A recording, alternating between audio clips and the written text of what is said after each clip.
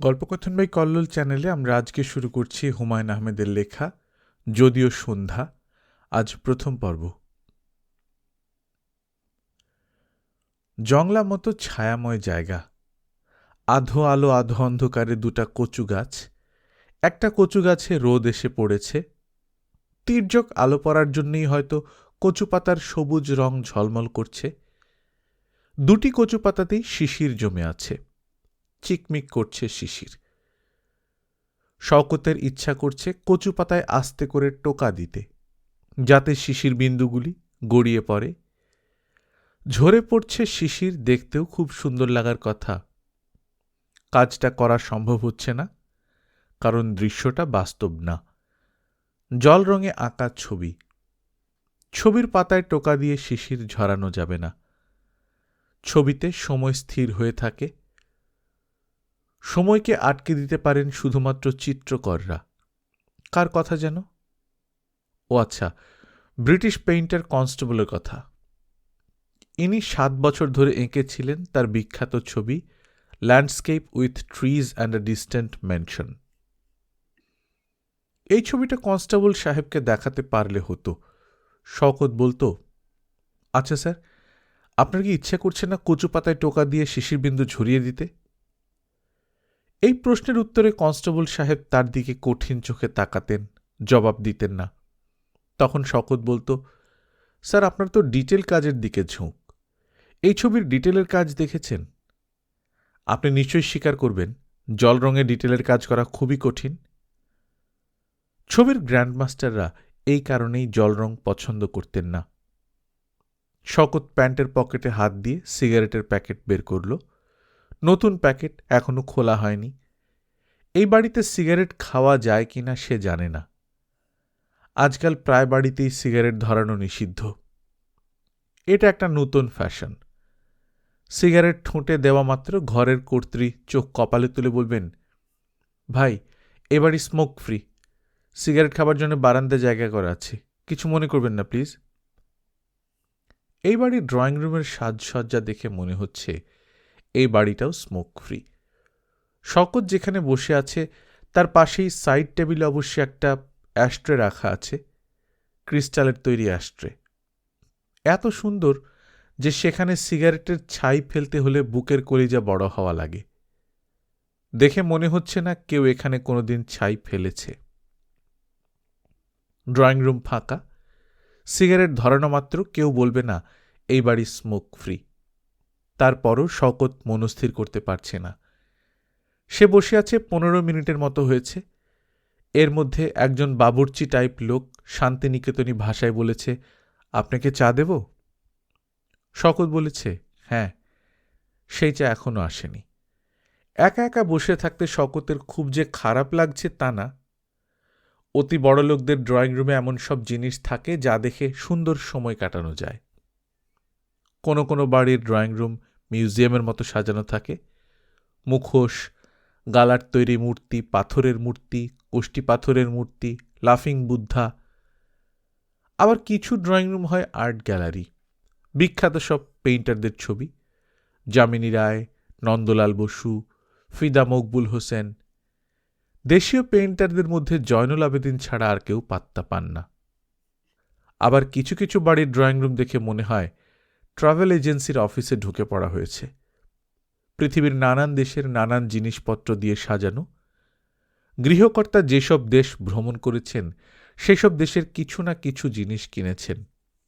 এস্কিমোদের মাথার ফার টুপি থেকে আইফেল টাওয়ারের ক্রিস্টাল রেপ্লিকা, কিছুই বাদ নেই। এই বাড়ির ড্রয়িং রুমের চরিত্রটা শওকতের কাছে এখনো পরিষ্কার হয়নি। দর্শনীয় একটা ঝাড়বাতি আছে, যদিও ঝাড়বাতির চল এখন উঠে গেছে। নতুন কনসেপ্টের ড্রয়িং রুম হতে হবে সিম্পল, ঘরোয়া, ইংরেজি ভাষায় কমফোর্টেবল অ্যান্ড কোজি। আধুনিক ড্রয়িং রুমে দুটার বেশি পেইন্টিং থাকবে না। এই বাড়িতে আছে কচু পাতার উপর শিশির। 3টা ফ্যামিলি ছবি থাকতে পারে, 3টার বেশি কখনো না। এই ড্রয়িং রুমে 3টাই আছে। স্যার, আপনার চা? শওকত তাকালো। বাবুর্চি টাইপ লোকটা শেষ পর্যন্ত চা এনেছে। 1 কাপ চা, চায়ের সঙ্গে পিরিচ দিয়ে ঢাকা ঠান্ডা এক গ্লাস পানি। পানিটা যে খুবই ঠান্ডা সেটা বোঝা যাচ্ছে গ্লাসের গায়ে জমা বিন্দু বিন্দু পানির কণা দেখে। শওকতের এমনিতে কখনোই পানির তৃষ্ণা হয় না, শুধু ঠান্ডা পানির গ্লাস দেখলে প্রচণ্ড তৃষ্ণা পেয়ে যায়। শওকত পানি খেতে খেতে বলল, আপনার নাম কি? লোকটি হাসি মুখে বলল, স্যার আমার নাম আকবর। এই ড্রয়িং রুমে কি সিগারেট খাবার অনুমতি আছে? অবশ্যই আছে। আপনার কাছে সিগারেট আছে নাকি আনিয়ে দেব? সিগারেট, ম্যাচ সবই আমার সঙ্গে আছে। আমি যে এসেছি আপনার ম্যাডাম কি জানেন? যেই জানেন। উনি গোসলে ঢুকেছেন বলে দেরি হচ্ছে। আপনি চা খেতে খেতেই চলে আসবেন। স্যার আপনাকে কি খবরের কাগজ দেব? দরকার নেই। এ বাড়িতে আপনার কাজটা কি? আমি কেয়ারটেকার। সব ধরনের কাজই কিছু কিছু করতে হয়। আপনার ভাষা খুবই সুন্দর। দেশের বাড়ি কোথায়? যশোহর। আপনি কি আমাকে আরেক গ্লাস ঠান্ডা পানি খাওয়াতে পারবেন? অবশ্যই পারব। শওকত সিগারেট ধরালো, চায়ের কাপে চুমুক দিল। বড়লোকদের বাড়ির চা কেন জানি সবসময় কিছুটা ঠান্ডা হয়। এই চা ঠান্ডা না, গরম এবং খেতেও ভালো। শওকত আবার তাকালো কচুপাতার ছবির দিকে। আলো ছায়ার খেলাটা এত সুন্দর এসেছে, এই শিল্পীকে মন খুলে অভিনন্দন জানাতে পারলে ভালো হতো। সেটা সম্ভব হচ্ছে না, কারণ এই ছবি তারই আঁকা। নিজেকে নিজে ধন্যবাদ দেওয়ার চল সমাজে নেই। স্যার আপনার পানি। Thank you. স্যার আর কিছু লাগবে? না, আর কিছু লাগবে না। চা আর এক কাপ দিই? না না, থ্যাংক ইউ। আকবর নামের মানুষটা হাসি মুখে তাকিয়ে আছে। আনইন্টারেস্টিং ফেস, এই চেহারার পোর্ট্রেট করা যায় না। একটা সময় ছিল যখন নতুন কোনো মুখ দেখলেই সে মনে মনে ঠিক করে ফেলত এই মুখের পোর্ট্রেট করা যায় কি যায় না। পৃথিবীর সমস্ত মানুষকে সে দুভাগে ভাগ করেছিল, ইন্টারেস্টিং ফেস এবং আনইন্টারেস্টিং ফেস। ইন্টারেস্টিং ফেসের বাংলা কি হবে? মজাদার চেহারা নাকি আকর্ষণীয় চেহারা? আকর্ষণীয় চেহারা অবশ্যই হবে না। অনেক চেহারা মোটেই আকর্ষণীয় নয়, কিন্তু খুবই ইন্টারেস্টিং। চা শেষ হয়ে আসছে। আকবরের কথানুসারে এর মধ্যেই তার ম্যাডামের চলে আসার কথা। হয়তো যে কোনো মুহূর্তেই চলে আসবে। তার ম্যাডামের নাম রেবেকা। শওকতের সঙ্গে বিয়ের পর নামের শেষে সে শওকতের স লাগাত। সে লিখত রেবেকা শ। নাম শুনলে মনে হতো বার্নেড শর ভাতিজি। রেবেকার সঙ্গে তার বিয়ে মাত্র 7 বছর টিকেছে। আরও সূক্ষ্ম হিসাব করলে বলতে হয় বিয়ে টিকেছে 6 বছর 9 মাস। তার বিবাহিত জীবন শেষ হল 6-9-এ। 6-9-এর প্যাঁচ কঠিন প্যাঁচ।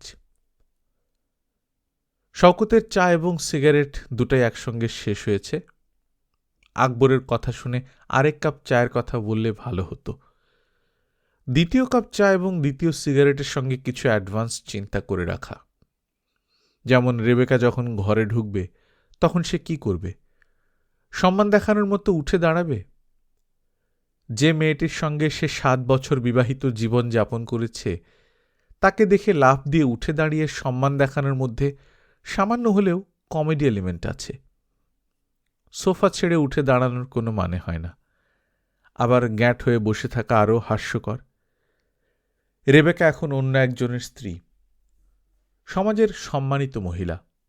তাকে সম্মান দেখানো দোষের কিছু না।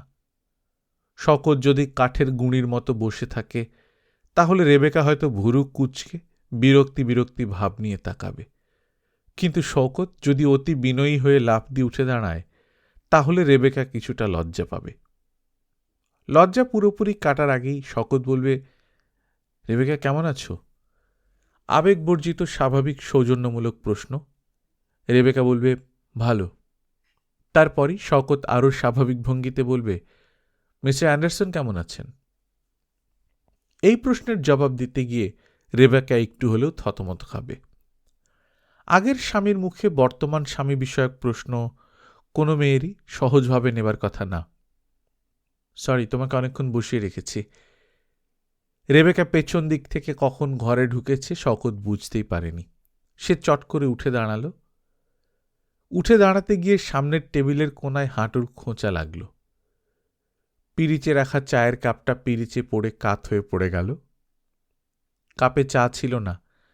চা থাকলে চা গড়িয়ে বিশ্রী কাণ্ড হতো। শকত বলল, কেমন আছো রেবেকা? রেবেকা বসতে বসতে বলল, ভালো আছি। শকতের এখন দ্বিতীয় প্রশ্নটা করার কথা। খুবই আশ্চর্যের বিষয়, রেবেকার স্বামীর নাম এখন তার মনে পড়ছে না। শকত নিশ্চয়ই বলতে পারে। শকত নিশ্চয়ই বলতে পারে না, রেবেকা, তোমার আমেরিকান স্বামী কেমন আছেন? শকতের স্মৃতিশক্তি দুর্বল না। রেবেকার স্বামীর নাম সে জানে। নিউ জার্সিতে এই ভদ্রলোকের পুরনো বইয়ের একটা দোকান আছে। দোকানের নাম অল গন। বাংলা করলে হয় সব চলে গেছে। ভদ্রলোক একসময় বিশ্ববিদ্যালয়ে অ্যাস্থেটিক্স পড়াতেন। রেবেকার সঙ্গে সেখানেই তার পরিচয়। ছাত্র পড়াতে ভালো লাগে না বলে তিনি পুরনো বইয়ের দোকান দিয়েছেন। তার এখন সময় কাটছে পুরনো বই পড়ে। শকতের সব কিছু মনে পড়ছে, ভদ্রলোকের নামটা শুধু মনে পড়ছে না। তার সাময়িকভাবে ব্ল্যাক আউট হয়েছে। রেবেকা বলল, তোমার কি শরীর খারাপ নাকি? শকত বলল, না তো। কেমন কপাল খুঁজকে তাকিয়ে আছো? একটা কথা মনে করার চেষ্টা করছি, কিছুতেই মনে পড়ছে না। বেশি চেষ্টা করলে মনে পড়বে না, রিল্যাক্স থাকো, মনে পড়বে। শকত এই প্রথম রেবেকার দিকে তাকালো। যেসব বাঙালি মেয়ে দেশের বাইরে থাকে তাদের চেহারায় আলগা এক ধরনের লালিত্য দেখা যায়, গায়ের রঙও হয় উজ্জ্বল। রেবেকাকে অন্যরকম দেখাচ্ছে। মনে হচ্ছে তার বয়স কমে গেছে, চেহারায় কেমন যেন বিদেশিনী বিদেশিনী ভাব চলে এসেছে। এরকম হয়েছে চুলের কারণে। রেবেকার চুল ছিল লম্বা এবং কোঁকড়ানো। কোঁকড়ানো ভাব এখন আর নেই। চুল কেটে সে ছোটও করেছে, তবে এতে তাকে দেখতে খারাপ লাগছে না, বরং আগের চেয়েও সুন্দর লাগছে। শকত বলল, তুমি আগের চেয়ে অনেক সুন্দর হয়েছ।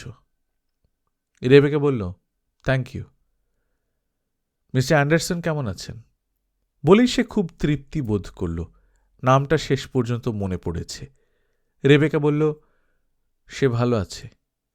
এই নামটাই কি তুমি মনে করার চেষ্টা করছিলে? শকত বলল, হ্যাঁ। চা খাবে? চা একবার খেয়েছি।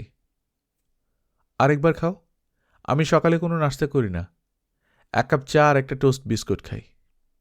আজ এখনো খাওয়া হয়নি, তোমার সঙ্গে খাবো বলে অপেক্ষা করছিলাম। চা দিতে বলো। তুমি নাস্তা খেয়ে এসেছ? হ্যাঁ। কি নাস্তা করলে? পরোটা আর বুটের ডাল। রেস্টুরেন্টে রান্না? হ্যাঁ। খাওয়া দাওয়া সব কি হোটেল থেকে আসে? একবেলা ঘরে রান্না হয়। একবেলাটা কখন? রাতে। কে রাঁধে? আমি নিজেই রাঁধি। ভাত, ডিম ভাজি, ডাল, সিম্পল ফুড। বাসায় কোনো কাজের লোক নেই? একজন ছিল, মায়ের অসুখ বলে দেশে গিয়েছিল আর ফেরেনি। রেবেকা উঠে দাঁড়াতে দাঁড়াতে বলল, আমি চায়ের কথা বলে আসি। চায়ের সঙ্গে আর কিছু খাবে? না। তোমাকে অতি ব্যক্তিগত কিছু প্রশ্ন করলাম, তার পেছনে কারণ আছে। তোমার ব্যক্তিগত জীবন নিয়ে আমার এখন আগ্রহ দেখানোর কিছুই নেই।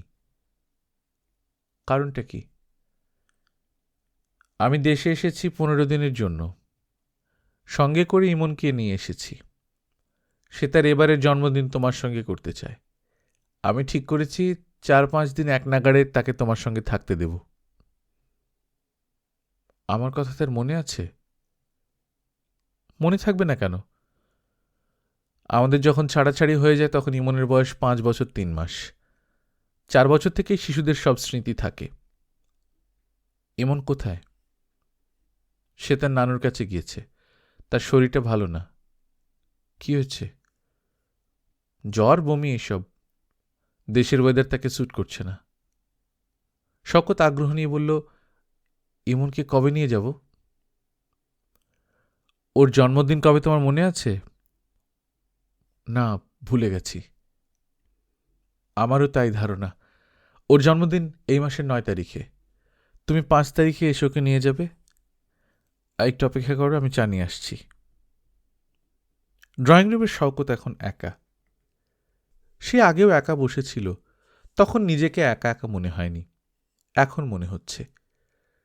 সবচেয়ে বিস্ময়কর ব্যাপার হচ্ছে, রেবেকা যখন বলল আমি সঙ্গে করে ইমনকে নিয়ে এসেছি, তখন সে বুঝতেই পারেনি ইমনটাকে।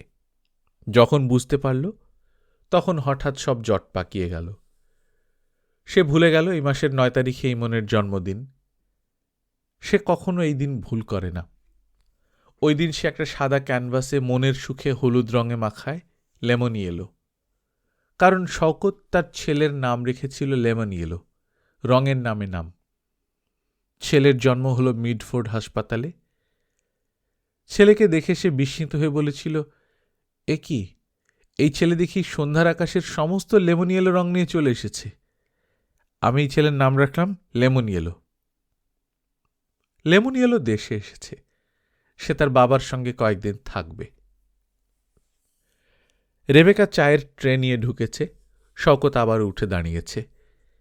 এবার উঠে না দাঁড়ালেও চলত, কেন দাঁড়ালো সে নিজেও জানে না। রেবেকা বলল, তুমি এখন কি করছো? শওকত বলল, একটা ডেইলি পেপার ইলাস্ট্রেশন করি, আর 2টো ম্যাগাজিনে পার্ট টাইম ইলাস্ট্রেশন করি, বইমেলার সময় বইয়ের কাভার করি, সেট ডিজাইন করি। তোমার চলে যায়? দেশে টাকা পাঠাতে হয় না, মা মারা গেছেন। আমার নিজের তো আর টাকা বেশি লাগে না। তোমার মার মৃত্যু তাহলে তোমার জন্য একটা রিলিফের মতো হয়েছে। প্রতি মাসে টাকা পাঠাতে হবে, এই টেনশন নেই। শওকত ক্ষীণস্বরে বলল, ঠিকই বলেছ। রেবেকা বলল, যে কয়দিন ইমনকে রাখবে তার খাওয়া দাওয়ার দিকে লক্ষ্য রাখবে। হোটেলের কোনো খাবার বা ফাস্টফুড খাওয়াবে না। খাওয়া নিয়ে সে মোটেও যন্ত্রণা করে না।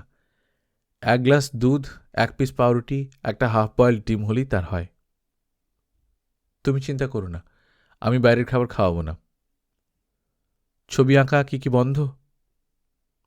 বন্ধই বলা চলে। ছবি আঁকছ না কেন? ইচ্ছে করে না। ছেলেকে নিয়ে যখন কাছে রাখবে, তখন 1-2 ছবি আঁকার চেষ্টা করবে। ইমন তার বাবার ছবি আঁকা নিয়ে খুবই এক্সাইটেড। ও আচ্ছা, ফাদার্স ডেতে তাদের স্কুলে বাবাকে নিয়ে রচনা লিখতে বলা হয়েছিল। ইমন দীর্ঘ রচনা লিখেছে। রচনার শিরোনাম হচ্ছে মাই পেইন্টার ফাদার। বলো কি? আমি তার রচনার ফটোকপিটা নিয়ে এসেছি, তোমাকে দিয়ে দেব। এটা পড়া থাকলে ছেলে তার বাবা সম্পর্কে কি ভাবছে তা তোমার জানতে সুবিধা হবে। আমি চাই এই অল্প কয়েকটা দিন ইমন যেন আনন্দে থাকে। আমি চেষ্টা করব। ইমনকে নিতে কবে আসব? আগেই তো বলেছি 5 তারিখে চলে এসো। এখন তাহলে উঠি? 1 মিনিট দাঁড়াও, ইমনের লেখা এসেটা আমি তোমাকে দিচ্ছি। ইমন যেন জানতে না পারে, সে লজ্জা পাবে। ঠিক আছে, ওকে কিছু বলবো না। আর একটা কথা তোমাকে বলতে ভুলে গেছি, রাতে কিন্তু অন্ধকার ঘরে ঘুমোতে পারে না সে।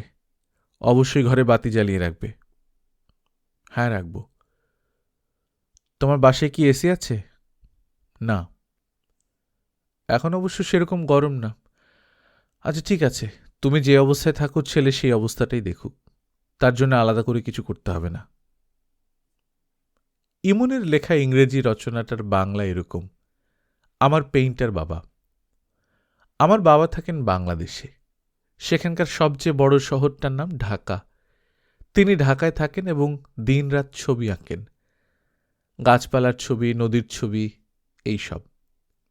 তিনি গাছপালার ছবি বেশি আঁকেন কারণ বাংলাদেশে অনেক গাছ, পুরো দেশটা সবুজ। এই জন্যই বাংলাদেশের পতাকার রঙও সবুজ, সবুজের মাঝখানে লাল সূর্য আঁকা। আমার বাবাকে আমি খুবই পছন্দ করি।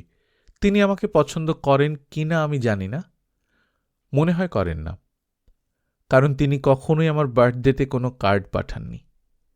এই নিয়ে আমি মোটেও মন খারাপ করি না, কারণ তিনি খুবই ব্যস্ত মানুষ, তাকে দিনরাত ছবি আঁকতে হয়।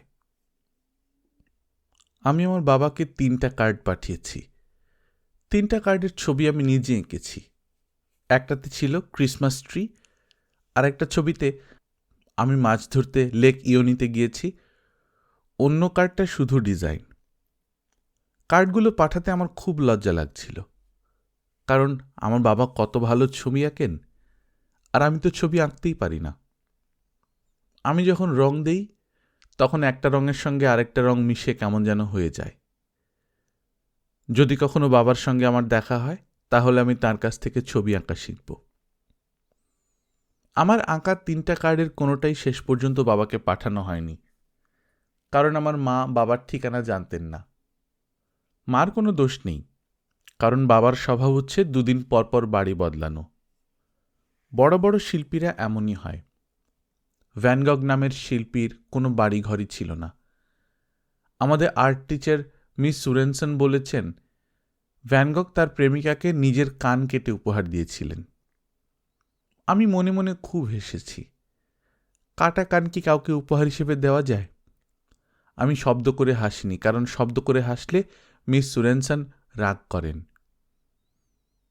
রাগ করলেও আমাদের সবার উচিত শব্দ করে হাসা এবং শব্দ করে কাঁদা, কারণ তাতে আমাদের লাংস পরিষ্কার থাকে। এই কথাটা আমাদেরকে বলেছেন আমাদের গেম টিচার। আমি যদিও কোনো গেম পারি না, তারপরেও আমি গেম টিচারকে খুব পছন্দ করি।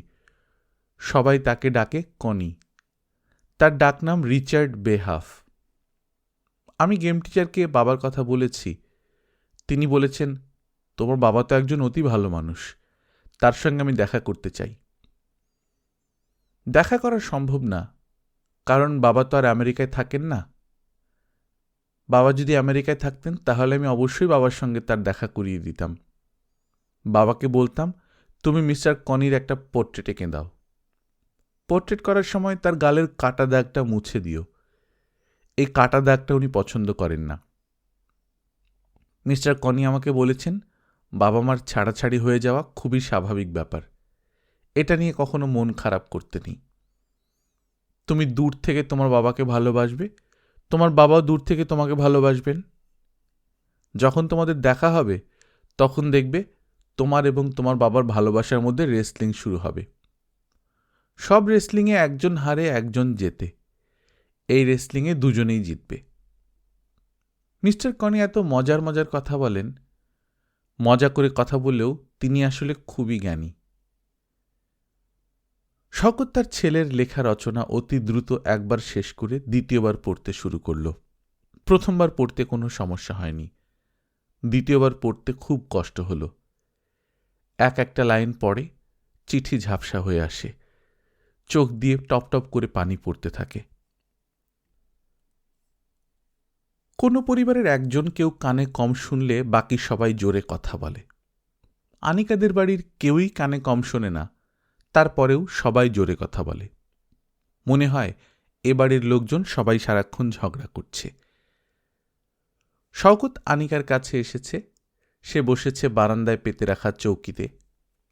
কলাবাগানে মোটামুটি আধুনিক একটা ফ্ল্যাট বাড়ির বারান্দায় তোষকবিহীন চৌকি পেতে রাখা সাহসের ব্যাপার। আনিকাদের সে সাহস আছে।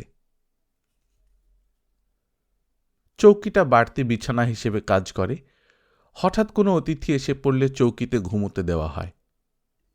পরিবারের কোনো সদস্য রাগ করলে এই চৌকিতে ঝিম ধরে বসে থাকে। আনিকা হাসতে হাসতে বলেছিল, আমাদের এই চৌকিটার নাম রাগ চৌকি। তুমি যদি কখনো রাত 2টা-3টার সময় আসো তাহলে দেখবে কেউ না কেউ রাগ করে এই চৌকিতে বসে আছে। শওকত বলেছিল, দুজন যদি একসঙ্গে রাগ করে তখন কি হয়? দুজন পাশাপাশি বসে থাকে? আনিকা বিরক্ত হয়ে বলেছিল, তোমার কি ধারণা বাড়িতে আমরা সবসময় ঝগড়া করি? আমাদের সম্পর্কে তোমার ধারণা এত খারাপ? তাদের সম্পর্কে শওকতের ধারণা যে খুব উঁচু তা না। আজ শুক্রবার, ছুটির দিন। ছুটির দিনে সবার মন মেজাজ ফুরফুরে থাকা কথা, অথচ শওকত আধ ঘন্টা বসে থেকে চড়থাপ্পড়ের শব্দ শুনেছে, কান্নার শব্দ শুনেছে। আনিকার বাবার গর্জন কিছুক্ষণ পরপরই শোনা যাচ্ছে, আমি জ্যান্ত পুঁতে ফেলব, আমি অবশ্যই তোকে জ্যান্ত পুঁতে ফেলব। যাকে পুঁতে ফেলার কথা বলা হচ্ছে তার নাম মিতু, আনিকার ছোট বোন। মিতু এবার ইন্টারমিডিয়েট পরীক্ষা দেবে। গত পরশু রাতে সে বাসায় ফেরেনি। বান্ধবীর জন্মদিনের কথা বলে বান্ধবীর বাসায় থেকে গেছে। পরদিন জানা গেছে বান্ধবীর জন্মদিন ছিল না, বান্ধবীর বাসায় মিতু থাকেনি। অপরাধ অবশ্যই গুরুতর। শওকত অবাক হয়ে দেখল কিছুক্ষণের মধ্যেই সব স্বাভাবিক। আনিকার বাবা মতিউর রহমান টিভি ছেড়েছেন। সেখানে তারা চ্যানেলে উত্তম সুচিত্রার ছবি দেখাচ্ছে। তিনি আগ্রহ নিয়ে স্ত্রীকে ছবি দেখার জন্য ডাকছেন। এই ভদ্রলোক একা কোনো ছবি দেখতে পারেন না। ছবি দেখার সময় তার আশেপাশে সব সময় কাউকে না কাউকে লাগে। এক সময় দর্শকের সন্ধানে তিনি বারান্দায় উঁকি দিয়ে শওকতকে দেখে বললেন, তুমি কখন এসেছ? শওকত উঠে দাঁড়াতে দাঁড়াতে বলল, বেশিক্ষণ হয়নি। তুমি চুপি চুপি বারান্দায় এসে বসে থাকবে, এটা কেমন কথা? তোমাকে চাটা দিয়েছে? জি। আনিকার সঙ্গে দেখা হয়েছে? জি, দেখা হয়েছে। ও আমাকে নিয়ে কোথায় যেন যাবে, এই জন্য খবর দিয়েছে। মনে হয় তৈরি হচ্ছে। মতিউর রহমান বললেন, মেয়েদের তৈরি হওয়া তো সহজ ব্যাপার না, ঘণ্টা 2 লাগবে। এই ফাঁকে এসো, একটা ছবি দেখে ফেলি। উত্তম সুচিত্রার ছবি? আগে দেখেছ নিশ্চয়ই, সাগরিকা।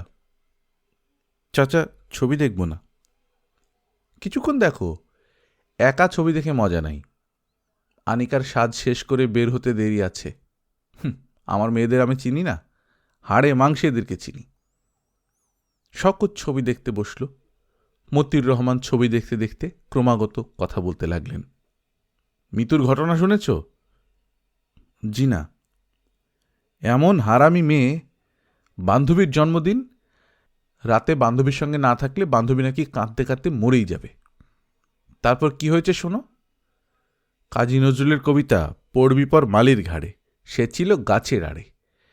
সেই বান্ধবী সকালবেলা বাসায় উপস্থিত। আমি বললাম, মা জন্মদিন কেমন হলো? সে মেয়ে অবাক, কিসের জন্মদিন চাচা?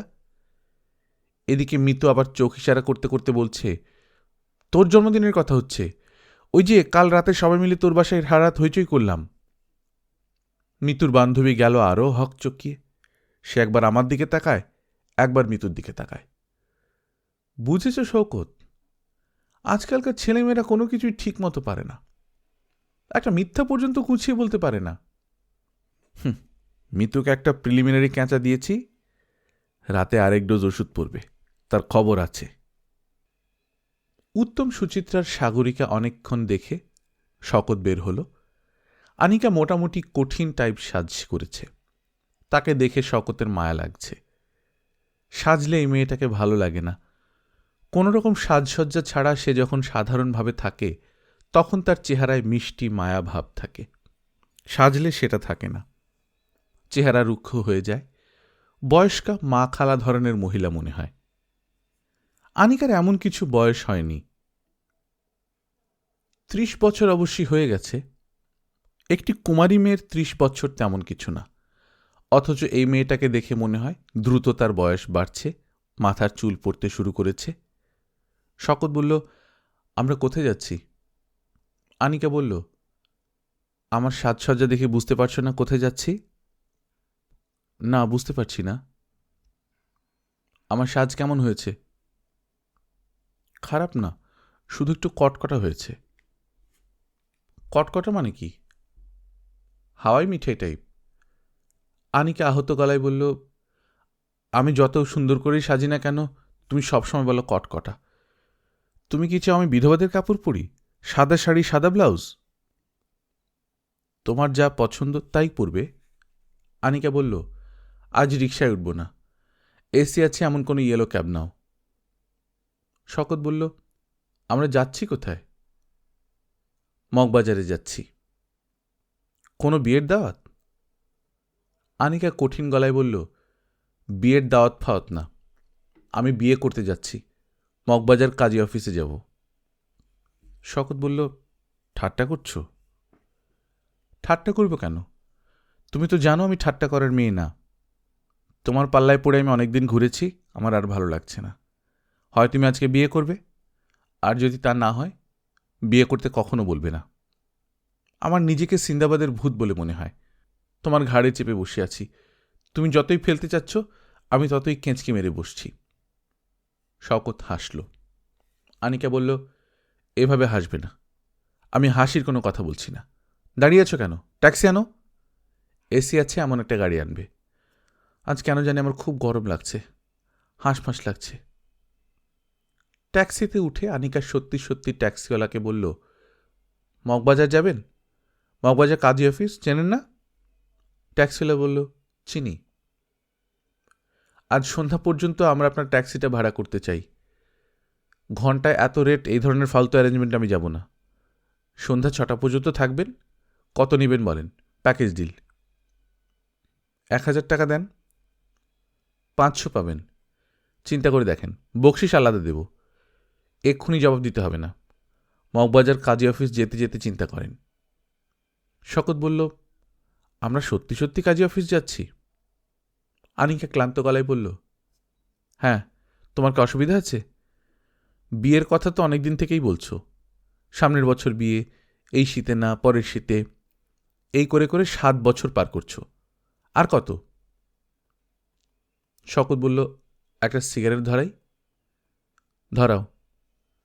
ড্রাইভার সাহেব, গাড়ির কাজ নামিয়ে দিন। আর আপনি চিন্তাভাবনা করছেন তো? আমি আরও 100 বাড়িয়ে দিলাম, 600। শকত সিগারেট টানছে। তারা কাজী অফিসে যাচ্ছে, এই নিয়ে সে খুব একটা চিন্তিত তা না। এক্ষুনি বিয়ে করতে হবে, এরকম একটা ঝোঁকের ভেতর দিয়ে আনিকা প্রায়ই যায়। ঝোঁক কেটেও যায়। আজকেও নিশ্চয়ই সেরকম কিছু হবে। তবে ট্যাক্সি নিয়ে কাজী অফিসের দিকে রওনা দেওয়াটা বাড়াবাড়ি। একে ঝোঁক বলা ঠিক হচ্ছে না। আনিকা বলল, তুমি কথা বলছো না কেন? চিন্তা করছি। আজ বিয়ে করার ব্যাপারে তোমার আপত্তি আছে? আজ শুভ দিন, শুক্রবার, অক্টোবরের 3 তারিখ, 13ই আশ্বিন। শকত বলল, বিয়ের মতো বড় ব্যাপার, প্রিপারেশন লাগবে না? আনিকা বলল, তুমি তো 7 বছর ধরেই প্রিপারেশন নিচ্ছ, আরও প্রিপারেশন লাগবে? শকত বলল, বিয়ের পর তুমি কি আমার এখানে উঠবে? আনিকা বলল, তোমার বাসায় আমি কিভাবে উঠব? বাবার 1 পয়সা রোজগার নেই, পুরো সংসার চলছে আমার টাকায়। শকত বলল, তাহলে কি দাঁড়াচ্ছে? বিয়ের পর তুমি তোমার বাসায় থাকবে, আমি আমার বাসায়? আনিকা বলল, তুমি আমার বাসায় উঠে আসবে। আমি আলাদা একটা ঘর নিয়ে থাকি, তুমি আমার ঘরে থাকবে। কিছুদিন পর মিতুর বিয়ে হয়ে যাবে, তখন মিতুর ঘরটায় তুমি তোমার ছবি আঁকার জিনিসপত্র রাখবে। ঘর জামাই হব? আমরা মেয়েরা যদি ঘর বউ হতে পারি, তোমাদের ঘর জামাই হতে অসুবিধে কি? না, কোনো অসুবিধা নেই। সিগারেট তো শেষ হয়ে গেছে, হাতে নিয়ে বসে আছো কেন? শওকত সিগারেট ফেলে দিতে দিতে বলল, তোমাকে একটা খবর দিতে চাচ্ছি। কি খবর দেবে? আমার ছেলে এসেছে ঢাকায়, সে কয়েকদিন আমার সঙ্গে থাকবে, আমার সঙ্গে জন্মদিন করবে। ছেলে নিশ্চয়ই একা আসেনি, ছেলের মাও এসেছেন। তিনিও কি ছেলের জন্মদিন উপলক্ষে তোমার সঙ্গে থাকবেন? ছেলের মা অন্য একজনের স্ত্রী। তাতে কি হয়েছে? পাকা রং এত সহজে যায় না। বাবা মা দুজনের মাঝখানে দাঁড়িয়ে ছেলে জন্মদিনের কেক কাটবে, বাবা মা একসঙ্গে সুর করে গাইবে, হ্যাপি বার্থডে টু ইউ। তারপর তারা নিজেদের দিকে তাকিয়ে লজ্জা লজ্জা ভঙ্গিতে হাসবে, সেই হাসির ছবি তোলা হবে। ট্যাক্সি মগবাজার কাজী অফিসের সামনে থামল। ড্রাইভার জানালো সে 600 টাকাতে রাজি আছে, শুধু বকশিসের পরিমাণ যেন বাড়িয়ে দেওয়া হয়। আনিকা বলল, বকশিস নির্ভর করবে ভালো ব্যবহারের উপর। আপনি মাইডিয়ার ব্যবহার করবেন, আমি আপনার বকশিস বাড়িয়ে দেব। এখন আপনি যান, 1 কাপ চা খেয়ে আসুন। গাড়ি চালু রেখে যান। আপনার ঠান্ডা গাড়িতে বসেই ভদ্রলোকের সঙ্গে কিছুক্ষণ ঝগড়া করব। আমাদের ঝগড়া আপনাকে শোনাতে চাই না। শওকত গাড়ির সিটে গা এলিয়ে দিতে দিতে বলল, করো, ঝগড়া করো। আনিকা ছোট্ট নিঃশ্বাস ফেলে বলল, থাক, ঝগড়া করব না। তোমার কাছ থেকে হাসি মুখে বিদায় নিয়ে আজ আমি একজন সেকেন্ড হ্যান্ড হাজব্যান্ডের সন্ধানে বের হব। Second hand husband? অবশ্যই সেকেন্ড হ্যান্ড। আমার কপাল হলো সেকেন্ড হ্যান্ডের। আমার যখন 17 বছর বয়স, তখন বিয়ের যে প্রপোজাল এলো, সেই পাত্র সেকেন্ড হ্যান্ড। স্ত্রী মারা গেছে, বিরাট বড় লোক। তুমি চিন্তাই করতে পারবে না সেই সেকেন্ড হ্যান্ডওয়ালার সঙ্গে বিয়ে দেবার জন্যে সবার সে কি চাপাচাপি। তারপর আরেক প্রপোজাল এলো, ছেলে ইতালিতে থাকে। বিয়ে যখন প্রায় হয় অবস্থা, তখন জানা গেল ছেলে কাগজপত্রের জন্য এক জার্মান মেয়েকে বিয়ে করেছিল। 1 বছর তারা ছিল একসঙ্গে। সেই পাত্র বাবার পছন্দ। বাবা বললেন, প্রয়োজনে সে জার্মান বিয়ে করেছে, শখের বিয়ে তো না, সমস্যা কি? শেষমেশ সেকেন্ড হ্যান্ড আধ বুড়ো তুমি উদয় হলে। আমিও বুড়োর প্রেমে হাবুডুবু। ও আমার জান রে, ও আমার পাখিরে অবস্থা। শকত বলল, আনিকা, তোমার কি জ্বর নাকি? আনিকা বলল, আমার কথাবার্তা কি জ্বরের ঘোরে প্রলাপ বকার মতো শোনাচ্ছে? না, চোখ লাল, এই জন্যে বলছি। গায়ে হাত দিয়ে দেখো জ্বর কিনা। তোমার সঙ্গে আমি যে আচরণ করি তা মোটামুটি বেশ্যা মেয়েদের মতোই। বেশ্যা মেয়ের গায়ে যে কোনো সময় হাত দেয়া যায়। শকত বলল, তোমার তো জ্বর, বেশ ভালো জ্বর। বাসায় যাও, বাসায় গিয়ে শুয়ে থাকো। আনিকা বলল, আমি 6টা পর্যন্ত ক্যাব ভাড়া করেছি, 6টা পর্যন্ত ক্যাব নিয়ে ঘুরব, একা একা ঘুরব। একা একা? দোকা কোথায় পাবো? একা একাই ঘুরব।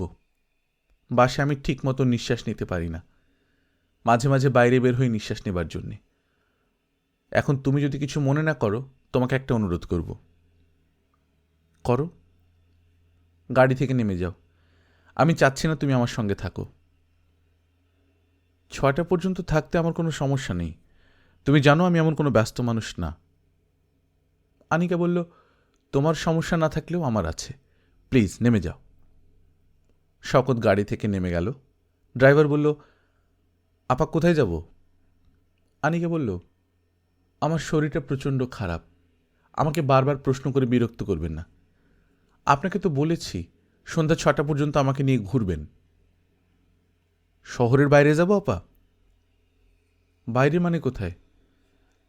গাজীপুর, শালবন, কিংবা বিশরের ধরে কুমিল্লার দিকে যেতে পারি। শহরের ভেতরে ঘুরতে আপনার অসুবিধে কি?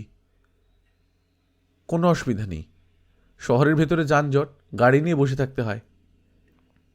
আপনার যেখানে ইচ্ছা যান, 6টার সময় বাসায় পৌঁছলেই হবে। আমার বাসা কলাবাগানে। আনিকা চোখ বন্ধ করল। তার শরীর হঠাৎ করেই বেশ খারাপ লাগছে। বুকের ভেতর ধক ধক শব্দ, নিঃশ্বাসে কষ্ট।